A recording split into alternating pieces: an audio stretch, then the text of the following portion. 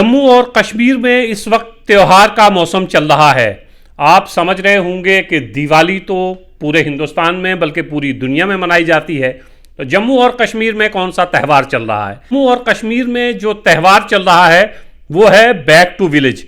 आप पूरे जम्मू और कश्मीर में अलग अलग जगहों पर देखेंगे कि बहुत से वीडियोस और बहुत सी तस्वीरें सोशल मीडिया पर वायरल हो रही हैं कि किस तरह बैक टू विलेज के तहत बड़े बड़े ऑफिसरान पंचायत घरों में जाते हैं, फिर वो फोटो और वीडियो सोशल मीडिया पर अपलोड कर दिए जाते हैं और फिर वो सोशल मीडिया से हम तमाम लोगों तक पहुंचते हैं। बैक टू विलेज है क्या?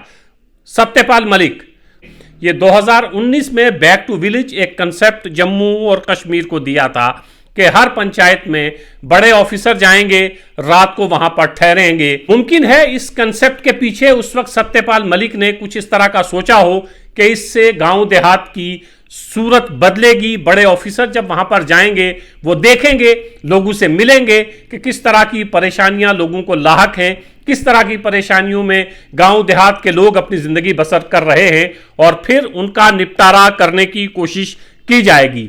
लेकिन क्या ऐसा हुआ? मुझे ये लगता है कि बैक टू विलेज जो है वो सिर्फ और सिर्फ ऑफिसरान की छुट्टी के लिए, ऑफिसरान की सैर व तफरी के लिए इस बैक टू विलेज के पूरे प्रोग्राम को मुनक्कद किया जाता है। डिस्ट्रिक्ट के तमाम बड़े ऑफिसरान इस बैक टू विलेज की तैयारी में लग जाते हैं। सबकी अपनी अपनी ड्यूटीज पंचायत में लगती हैं और दफातर में कोई आपको बड़ा ऑफिसर दिखाई नहीं देगा, क्योंकि ये बैक टू विलेज है और बैक टू विलेज मतलब गांव की तरफ चलिए, दोबारा गांव की तरफ लौटिए। लेकिन 2019 से लेकर 2023 तक बदला क्या?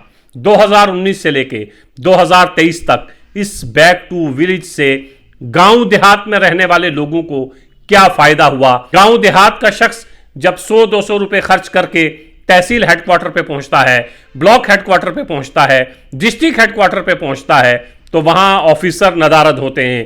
पता चलता है कि बैक टू विलेज चल रहा है और ऑफिसर फला पंचायत में पहुंचे हुए हैं। 2019 से 2023 तक अगर हम इस बैक टू विलेज के पूरे मंसूबे पर नजर डालें तो बज़ाहिर जब हम देखते हैं तो लगता यह है कि देखिए कितने बड़े बड़े ऑफिसरान किस पंचायत में पहुंचे हुए हैं। लेकिन वो जाते हैं, वापिस आ जाते हैं। पंचायत की या गांव की या देहात की कोई शक्लो सूरत बदलती भी है या नहीं बदलती है? मैं बहुत सारी ऐसी पंचायत आपको दिखा सकता हूं, बहुत से गांव देहात आपको दिखा सकता हूं कि 2019 से पहले जिस तरह के गांव देहात थे 2023 तक वो बिल्कुल वैसे हैं। बैक टू विलेज के ऑफिसरान जो वादे वहां लोगों से करके आए थे 2019 से 2023 तक, वो वादे वफा नहीं हुए हैं। 10 लाख रुपए एक बार दिए थे, उन 10 लाख रुपए का भी क्या बना कोई हिसाब नहीं है। जिस पंचायत को आपने 10 लाख रुपए दिए थे, जरा पलट कर देखिएगा कि उन 10 लाख रुपए का क्या बना। क्या 10 लाख रुपए किसी पंचायत पे खर्च हुए भी हैं या नहीं हुए हैं? सरकार को एक वाइट पेपर इशू करना चाहिए। 2019 से 2023 तक ये जो बैक टू विलेज प्रोग्राम है, इसमें हमने ये बड़े बड़े कारनामे अंजाम दिए हैं।